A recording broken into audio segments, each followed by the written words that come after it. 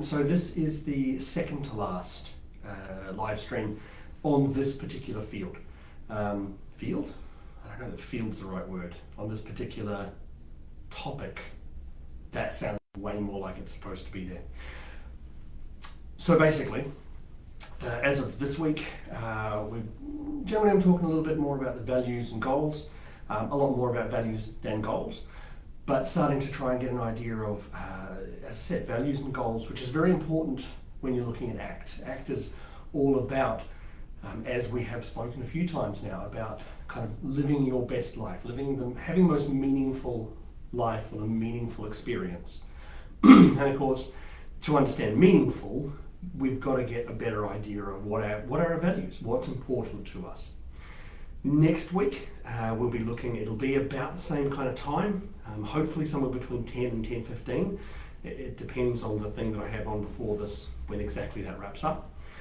However, next week we're looking very much at committed actions, which is to kind of try and wrap it all up a little bit, to give a very strong sense of where to from here. Where do we go? How do I continue to bring into place a lot of the ideas around the emotions and accepting the emotions and allowing them to exist, and kind of holding them lightly? How do we then incorporate stuff like our values and the whole values proposition? What is important to me? How do I make sure that's something that's there as well? And how do I do that moving forward? How do I turn that into something that's measurable? How do I turn that into something that is important to me, that allows me to determine that I am continuing to do that, and that I don't fall back on the kind of ways that I know are not helpful for me? So that's very much kind of what next week's stream will be on. In the future, I'd be really interested if people would like specific topics, if people want things they'd like me to jabber incoherently about. I'm all about jabbering incoherently. Love it, it's great fun. So if there's particular topics or there's areas of interest, I'd be really interested in hearing those. I'd be really interested in kind of finding out from people what you'd like to hear about. So by all means, message us, whether it's on Facebook or whether you go to the website, send us a message. Let us kind of know what you'd like to hear, and we can I can put bits and pieces together and do whatever is kind of helpful for people. So today's session. So today I'm wanting to very strongly look at the idea of values and goals. It's a little bit on goals, a lot more on values.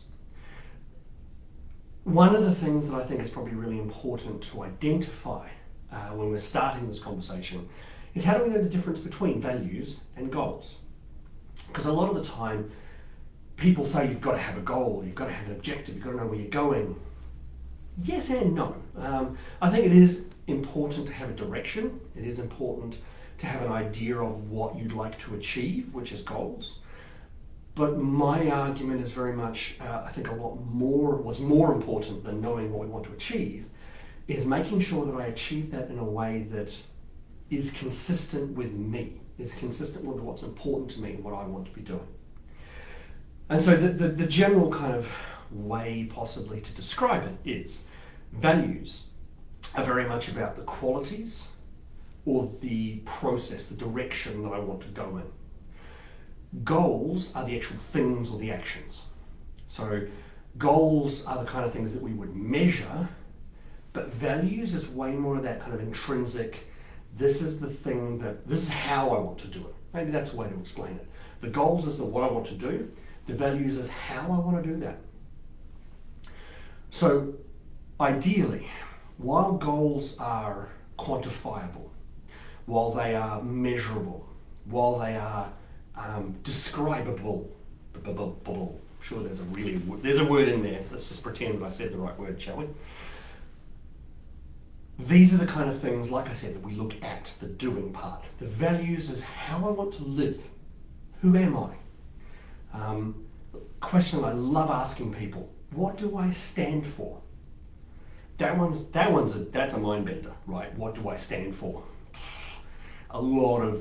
You could spend days, you could spend weeks really trying to understand what is it that I stand for.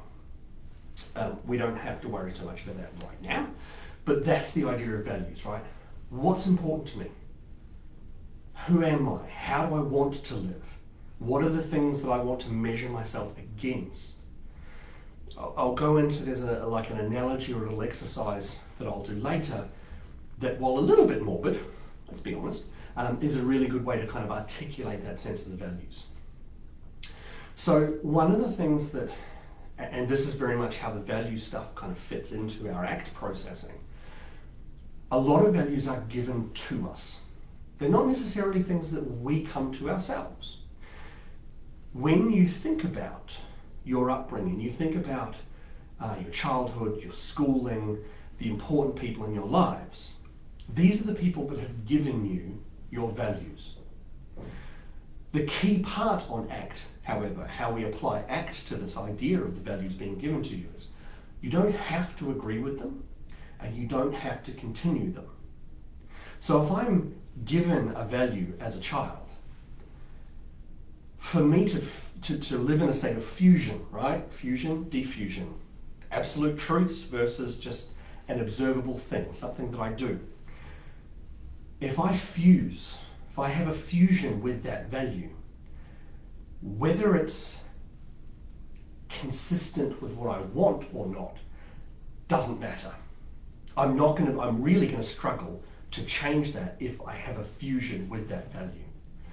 And so this is the idea of ACT, right? We want to be able to diffuse. The idea of diffusion, it's not about diffuse from the negative stuff. Oh, just don't get involved with the bad stuff, right? We want to be in a state of diffusion with everything. Because ACT is the mere presence of existing with, of standing beside, of holding lightly. That's that term I keep coming back to. We want to be able to hold things lightly. Just hold them in our palms, hold them in our laps.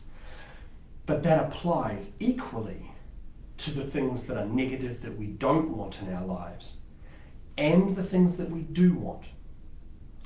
Hopefully I talked about this in the emotion kind of stream.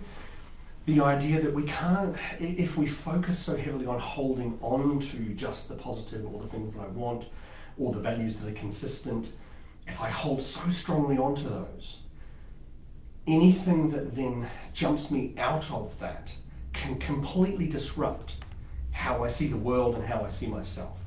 So it's a little bit kind of, when we go back to last stream, when we were talking about that concept of self stuff, if I see myself as this family-oriented person, right? I'm all about family. And this is possibly an extreme example or an unrealistic example, but it gives you a highlight the idea, right? If I'm all about family, and then I have a huge argument with my child and they run away from home, that's going to have a huge impact on my sense of self now, or my concept of self, because my value, partly it's too loose, it's very, very loose, but it's also I'm holding it so tightly that anything that steps out of that immediately destroys the whole thing.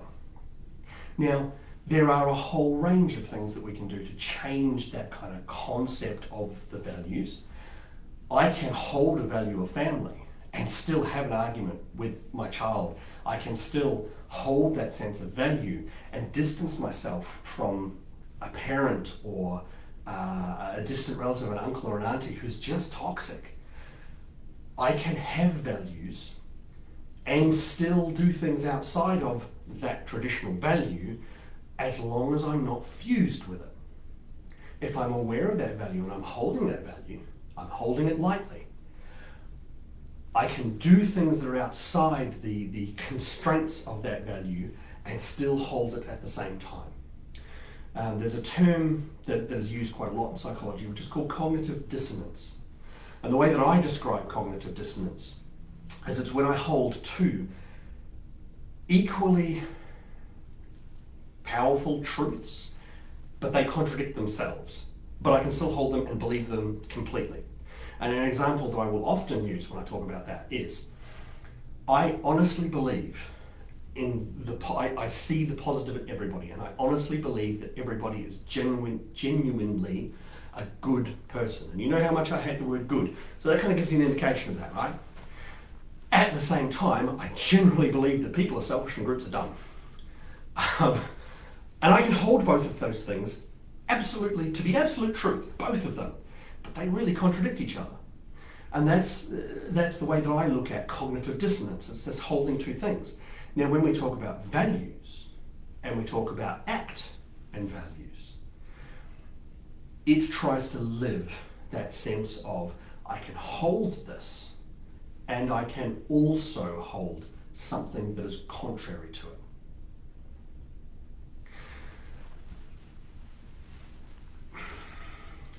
There is also a little bit that we kind of want to talk about, or I like to raise, the difference between values and value. Because these are two related but quite different things. When I talk about values, plural, those are the things that I hold to be important. I hold as things that I want to live according to.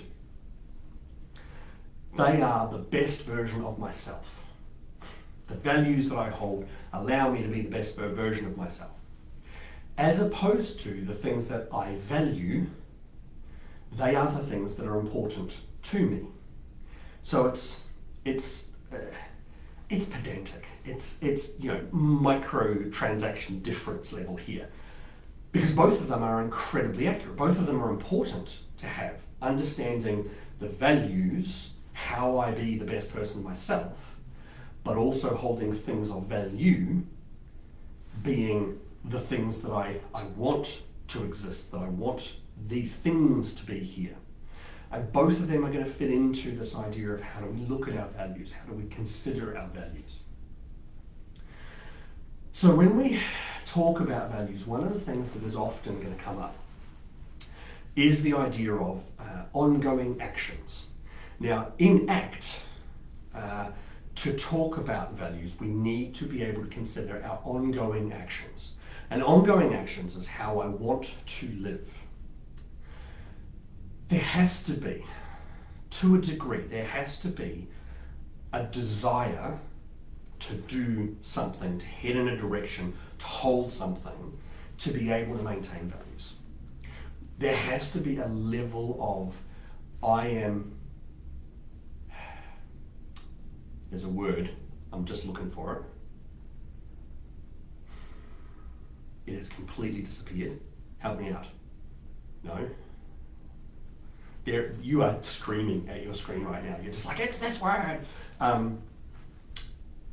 Nah, it's gone completely. I'll try and create a sentence around it so that it still makes sense. We have to be able to desire that in ourselves. We have to have something to aim at. And so the idea of ongoing action, there has to be a choice, there has to be a conscious decision to move in a certain direction that is consistent with our values.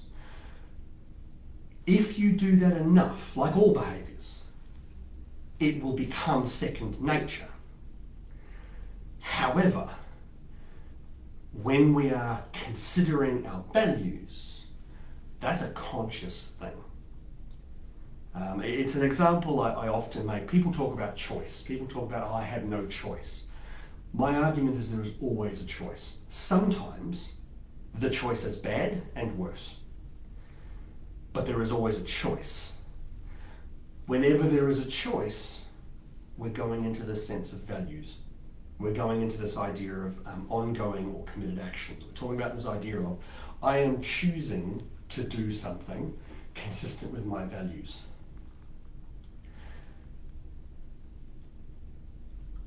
That cognitive dissonance, right? Sometimes I will do things that go against my personal values to protect the things that I value, right? I know it sounds like I'm just talking in circles at this point in time. Hopefully it's clear enough what I'm saying, right? An example that I will use here, because it's kind of the easiest thing that pops into my head. A lot of people who are in the military, who go to countries in a peacekeeping role, there's an element possibly of their values, the best versions of themselves, where they see themselves as protecting, they see themselves as forgiving, they see themselves as a family person. And yet they have to go and they have to do things that are maybe not consistent with their values to protect the things that they value. Being, protecting, although that fits into the values, protecting their mates, following orders. In the military, there's an amount of, you get told to go and do something, as I understand it. Now, I'm not in the military, so I'm happy to be wrong. But as I understand it, sometimes you get told to go and do something that doesn't make sense, or that you don't have all the reasons for. But built into being in the military, that I believe, there's an element of valuing, whether it's valuing the chain of command, or it's having a value in doing to the best of your ability what you have been told to do. And sometimes my values may kind of rub up against the things that I value. But when we talk about values or we talk about value, there still has to be this level of conscious choice. That's what we want in this. We want to be in a stage that I am consciously choosing the actions and the direction that is consistent with either my values or what I value. I'm quite possibly, I've just gone around in circles there. I'm aware of that. The other thing that ACT talks about is the idea of global qualities. So global qualities talks a little bit more about how I do the behavior, how I do the thing. And so the global qualities would refer more to doing things in a fair way, or I do things calmly, or I do things with all of my, like wholeheartedly, with all of my enthusiasm, and I put everything into it. Now those global qualities, again, they're kind of, they're values adjacent. There's going to be a connection to the value. There's going to be a connection to your values. If you're doing something, if you're a person who wants to do something calmly, that is the way that you want yourself to be. You want to be a calm person. There's going to be a value underneath that. One of your values, I know I've confused it by making a value and values. I realize I'm now interchanging words. Hopefully you're just rolling with me, right? You're just kind of nodding, going, okay, that's cool, I get that. Where was I? That's right. If I decide I want to be a person who does everything calmly, this is my kind of thing. I want to do it, I want to be a calm person. One of my values is going to be about being reasonable, or about being the rock in the storm. I think I mixed my metaphors there. The rock, the anchor, the eye of the storm. A lot of analogies. There's this sense when we're talking about the global qualities of considering how I do it. They may not sound like our value or values, one of your values, but they are absolutely going to be part of that whole values proposition, for want of a better term. The other thing that ties into this that we have to consider when we're talking about values is it has to be, or ideally it is, a desired quality. So we've kind of talked a little bit, right, there's the ongoing action. There's that sense of what I want to do, how I want to behave. There's a desire, I'm going to talk about desire qualities in a second. Sorry. There's that sense of moving towards it, right? That's that ongoing action. It's got to be an action. It's got to be something I'm doing that lives my values. There's a little bit there of the global qualities, how I'm going to do that behavior, and making the choice to do that behavior. And then there's desired qualities, and desired qualities, they are much more, I want to do this. It's very strongly attached to that choice stuff. A value, something you value. No, not that one. Values, one of your values. It's going to be attached to a desire to have that. I want to be this person. If one of your values is not being met by what you want to do, I question two things. One, is that actually one of your values? Secondly, what are the consequences? What are the outside things that are making you want to do something that's against your values. Now, I can't answer either of those. But if you tell me you have these values, and yet the things that you want to do are the opposite of those, I'm going to raise questions.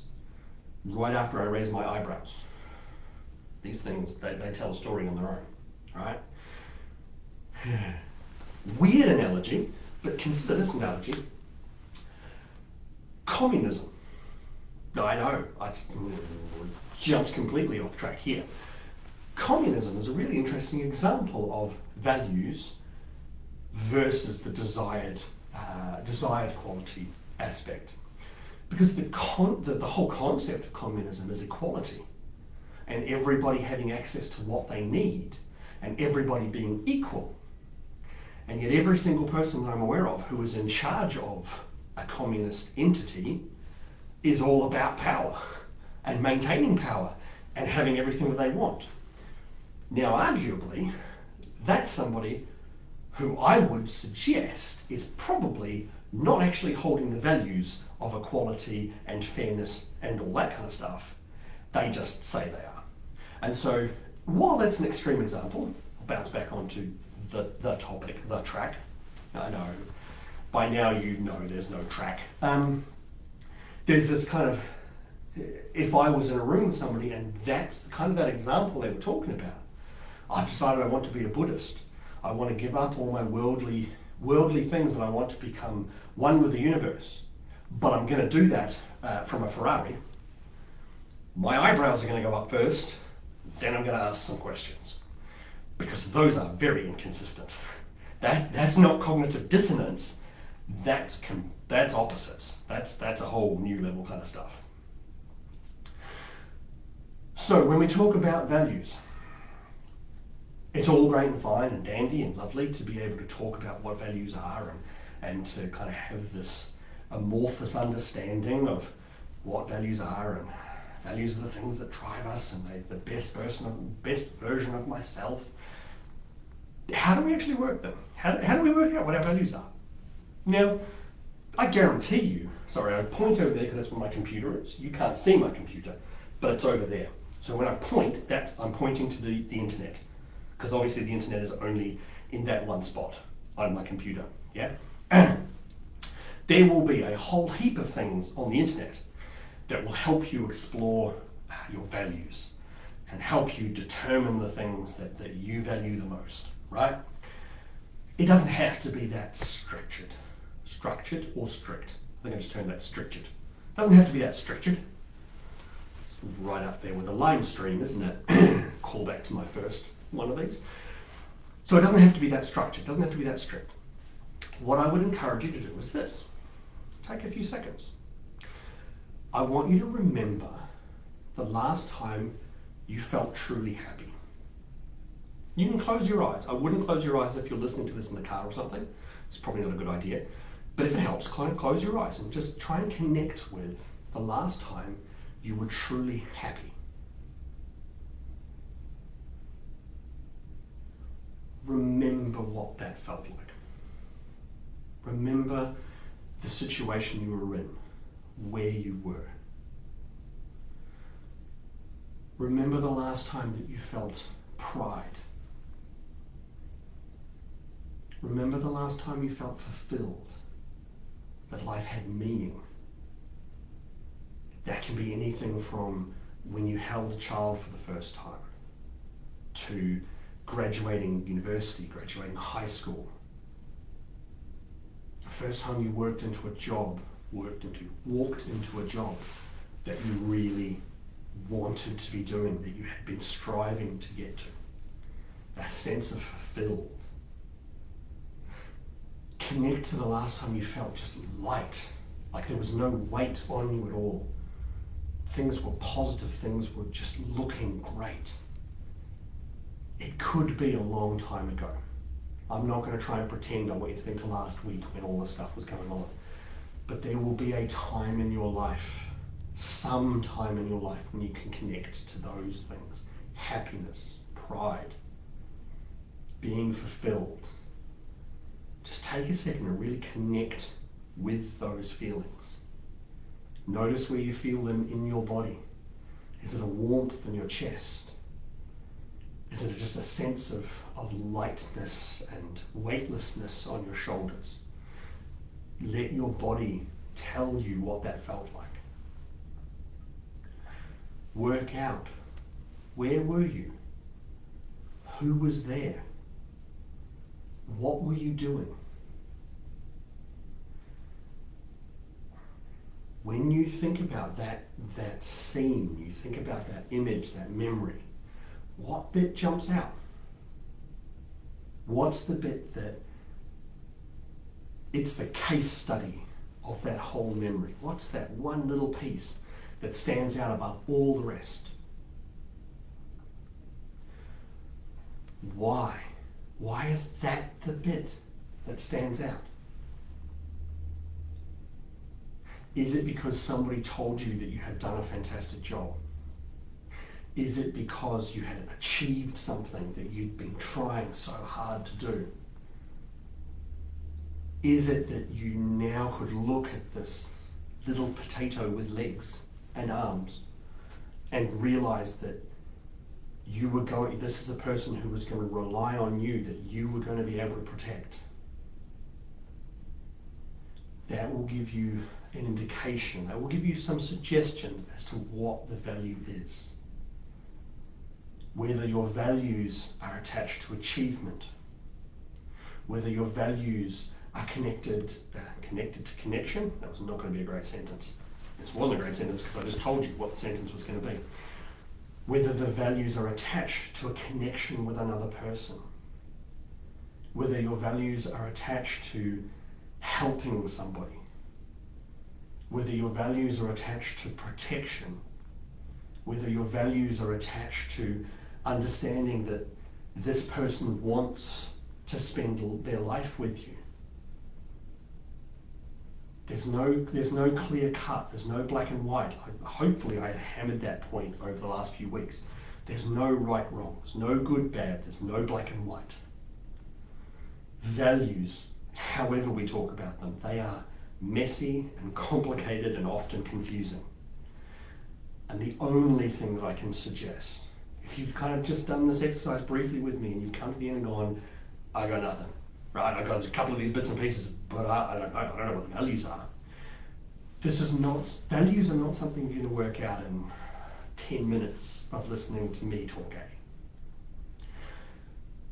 Take time, right? Act. Hold it lightly.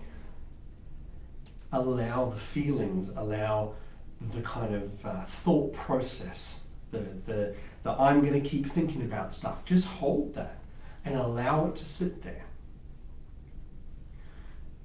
And like I said, going through this process, connect with what's the bit that stands out the most. What about that makes it stand out? Why is that the thing that stands out? And then just allow your mind to sit and understand and consider observing self. Just step back from that and let it kind of sit there and think, what values might be attached to that? When I think about why that was such a positive thing, what do I get out of that? Why is that so important to me?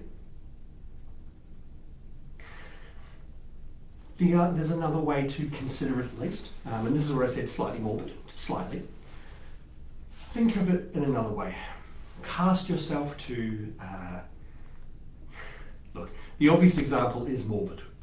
There's another way, but it's less clear cut. So we'll go morbid, but just rest assured, I'm not asking you to think about your own death, right? Very, very clearly, that's not what I'm doing. But you'll all be aware at least of the idea of the eulogy. When somebody stands up and they present their view of you, what would you like people to say about you? Pretend you're having a midlife eulogy where you don't have to be dead. You go along to it. It's kind of a roast, but not a roast, right? I'm hoping you know about the concept of the roast. Like when people just basically make fun of you for like an hour. They do it to celebrities a lot. But think of it, you go along and there is just this range of people who know you and who are important to you. Like, I think, hopefully I mentioned this in the self-concept stuff last week. It's not about picking the people who really aren't fantastic in your life. Pick the people who you know are important to you. How would they describe you? How would you like them to describe you? I'd like to be known as this knowledgeable person who was always sharing, who had time for everybody. Okay, so just those three: knowledge, sharing, and time for everybody, otherwise known as caring. Those three things are very much the beginning of a values proposition. They're the ideas of, okay, if I know those three things, that's that first step in the door of helping me really understand more of my values and really start to clarify that. What about knowledge? What about knowledge is my value? Why do I value knowledge? Is it because I like sharing that information and I feel that the more information I share with people, the more they grow? So is my value of knowledge really attached to a values proposition of sharing, of building up, of supporting people? Is it about connection? Is it about family? I could care less if I help those people over there, but I want my kids to grow up. I want them to have knowledge. I want them to have this extra level of understanding. So the eulogy example, as I said, it's morbid. It's a little bit morbid. But it's not about what do I think people would say about me, necessarily, but what would the important people in my life say, what would I like them to say about me? How would I like them to see me and the things that I do? I'm going to talk a little bit about goals, but I'm going to come back to that process because that's the thing that I want you to think about for the next, I want more thought put into the values. Goals, they're a little bit different, right? Because goals are generally a lot more clear-cut. They're a lot more cognitive. They're a lot more up here. Values is very much in here. It's not about what's in your head. It's your heart, it's your gut, it's your soul, depending on what you want to believe in that. The other thing that you can sometimes do, in terms of the idea of how to live according to my values, is that there's an ACT process which we refer to as the magic wand question. And the magic wand question is, if I waved a magic wand, you woke up tomorrow and everything in your life was exactly how you want it to be, what would you be doing? And the important part of ACT is, what would you be doing?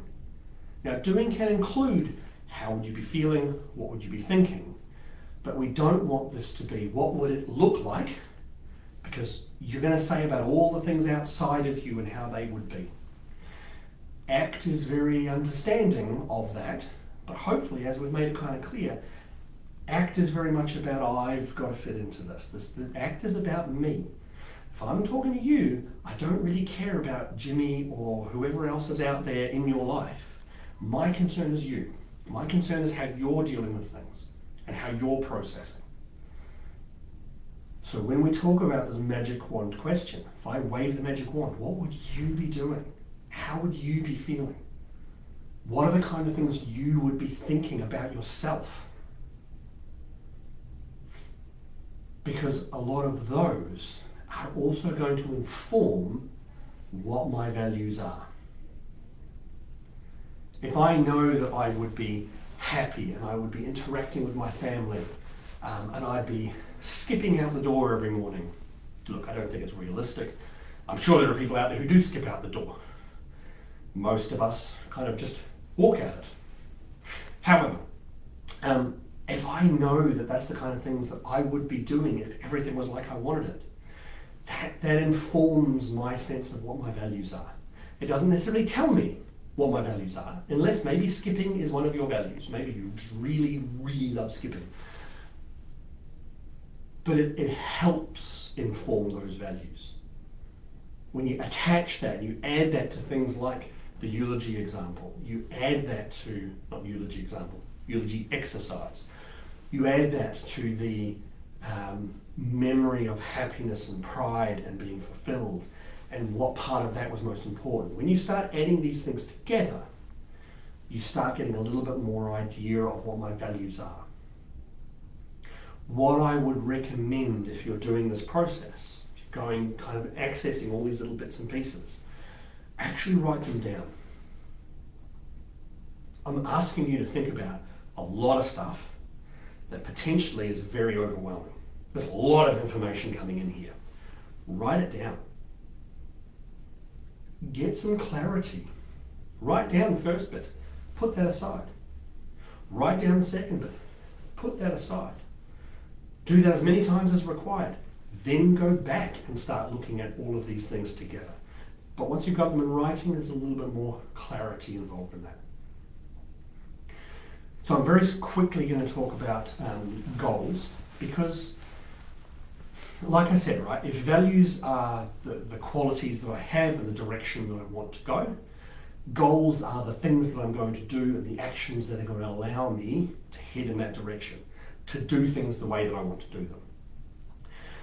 Most people are aware of the SMART goals, but I'll very quickly kind of go over them because they are a fundamental part of looking at goals.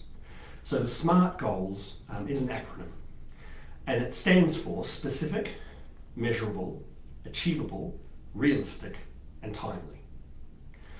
Now, specific just means I got to nail that down. Generally, what I would say, because it's the way that I was trained, it's the way that I think about things, I would say to make something specific, it's got to be behavioural. Specific is I'm going to go to the gym 3 times a week. Arguably, and I'll come to this in a second, specific can also be I'm going to lose 10 kg. Or it could be I'm going to finish my degree. Or it could be I'm going to walk my child down the aisle. Right? These can be specific. These can be specific. They are specific, right? Because they're very, very specific things. Not, I'm going to be a better person. That's way too big. What does better mean? How are you going to even vaguely get close to being a better person? Like, what is better? Where are you at the moment? It's too many questions, right? Specific has to be, if I say something that's specific, there's almost no questions about that specific, that thing there. There's a heap of questions how I'm going to get to it, but that thing is specific enough that I probably don't need to clarify it anymore. Measurable, I have to be able to actually work out if I'm getting there. I'll come back to weight again because it's a one that I've used as an example for years because it's nice and specific, right? I'm going to lose weight is not specific. I'm going to lose 10 kg. That is a specific goal. It's measurable because I'm going to watch the scales. If I get 6 weeks in and I haven't lost any weight, it's measurable. It suggests to me that my goal is unrealistic. We'll get to that in a second. But I haven't lost any weight, therefore it's measurable. I know where I sit with it. Achievable and realistic. So there's 2 ways that I consider this. Achievable is, can I do it? Is it possible for me to do? Realistic is, will I do it? I know me well enough to know that what I'm telling myself I'm going to do is just not going to happen, right? I'm going to get up every morning at 5 o'clock and go for a run. Can I do that? Totally. I am physically capable of doing that. Will I do that? Not a chance. Not even a little chance. A, running, nope, not a thing I do. Secondly, 5 o'clock, is that even a time, right? So the realistic part in a goal setting process, you have to kind of know yourself well enough to know what is realistic. That's the part where if it's going to fall down, it's going to fall down. Because you're going to go into it going, yeah, no, I'll totally do that. Be honest with yourself. If you're not going to do that, don't set that as part of the goal, right? And timely, the last part, I have to be able to set a time for that. Now, I'm going to lose 10 kg. Cool, specific, it's measurable, it's achievable, it's realistic, I suppose. because I haven't actually set a time. I'm going to lose 10 kg by October. That's like, what, 13 days? Okay, firstly, it's unrealistic, right? So immediately, by attaching the T, the timely, it informs the rest of my goal. So you always want to have a time frame on it. It's got to have a time frame attached to it, because otherwise it'll sound like a perfectly great goal, but 3 years down the track, well, I've lost my 10 kg. I shaved all my hair off. There's a solid 2 kg, right? You know, it's without a time frame attached to it, although the shaving your hair doesn't come into timely anyway. Without a timely, the rest of it's still just very kind of loose and meh. So specific, got to tighten down. Measurable, I need to be able to work out whether I am doing it. Achievable, can I do it? Realistic, will I do it? Timely, what's the time frame I'm attaching? When is my end date? And the last thing that comes into setting goals and talking about goals is I talk about two very distinct types of goals. And I will tell you these two. And I guarantee you, one of them will totally stand out. One of them you will go, that's how I work. Objective-based goals. End result. I will lose X amount of weight. I will achieve this qualification. I will get my driver's license. Objective-based goals, right? The other side of that is time or process-based goals. I will lose 10 kg. Never going to work for me. My weight fluctuates. Always fluctuates too high, but it always fluctuates. All it takes is one day for me to weigh in and I'm heavier than I was the last time I weighed in, and I'm out. Like, this is pointless to me. I'm never going to achieve my goal. Yeah, just because I know this stuff. Yeah, do as I say, not as I do. Process-based goals. I will go to the gym 3 times a week. That is a process-based goal. Specific, go to the gym 3 times a week. Now, I can say that because the gym I go to does very specific classes. So I go 25 minutes to half an hour later, I walk out and I'm dead. Obviously I walk out dead, zombie brains. Anyway, so it's specific, right? If you're just a member of a generic gym, I'm going to go to the gym 3 times a week. Cool, so you're going to walk in the door, turn around and walk back out, and that's enough? Yeah, you're going to need to be more specific, right? But as an example, I'm going to go to the gym 3 times a week. Now, I know what that means for me. Firstly, it's specific. It's a specific type of gym, it's a number of times a week. Is it measurable? Yep, I can get to Friday, and if I've only been twice, I know I've got 1 more time to go. I get to Friday, I haven't been yet. I got 3 days in a really short amount of time. I'm going to try and get there. It's measurable. I can measure it. Is it achievable? Yes. The number of classes they have? Yeah, I can do that. That's easy. Is it realistic? Will I do it 3 times a week? 7 days in the week? No, I can do that. There might be times where I can't. If I set this goal while I was also studying, and I had a newborn, and I've started a new job, that is not a good time to set a goal of 3 times a week, because there's a lot going on, right? And this is my point with realistic. Only you can tell you if it's actually realistic, right? At the moment, 3 times a week, yep, I can manage that. And is it timely? Yes, because I have specified 3 times a week. I've got a time frame attached to this. So that, as you can guess by the amount of effort I just put into that, I am a time process-based goal person. I can't do objective-based goals because it's too far away from me. I will often say to people, I plan 6 months ahead, I consider 12 months ahead, I have a vague conception of stuff in the future. Right? If it's outside the next 6 months, don't expect me to have a plan about it, because I don't plan that far ahead. I just don't find it useful, because so much changes. 6 months is about the limits of this is realistic for me to be able to determine what's happening, to make it realistic for myself. So I don't do objective-based goals. Your usage may vary. You might be an objective-based goal person that works perfectly for you. Brilliant. Like I said, I'm going to tell you these 2 ways. One of them, your head's going to go straight to, that's it, that's my one. Objective, end result, process or time, steps. I'm going to set my goals for the steps. Whichever one of those is going to work, it's going to tie into, or you want to consider it, and now we loop back round into values. So I am going to leave you with this process, right? So I'm going to recap the bit that I want you to consider. I would like you to spend some time just holding those kind of processes that we spoke about, that we attached to considering, discovering, or elaborating on your values. Remembering those positive emotions, those emotions of pride, happiness, and completion, and being fulfilled. What bit of that memory jumps out? What's the bit that really stands out? Think about the values that might be attached to that. The people that I care about, what would I like them to say about me? How would I want them to describe me?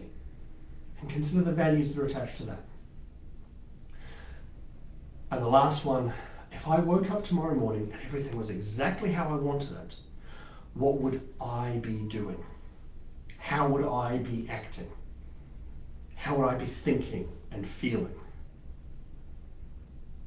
And look at the behaviors, look at the things that you would do if everything was fantastic, if everything was exactly like you wanted. And what values are attached to that? How do the values fit into the actions I would be taking? So I'm going to leave you with that. And in the next session, like I said, we're going to talk about committed actions, and then we're going to kind of just wrap up the whole thing. There may even be another short one later at some point in time, just do a complete proper wrap up. Not sure, I'll work that out at the time. But at least in the next one, we're going to talk a lot more about those committed actions. Those kind of ideas of what do we do? How do we commit to the things that are going to help me live my values, and also hold all of these kind of things about the observing self and the clean emotions and all the other kind of things that we've discussed during this. So have a great week, and I will talk to you next week.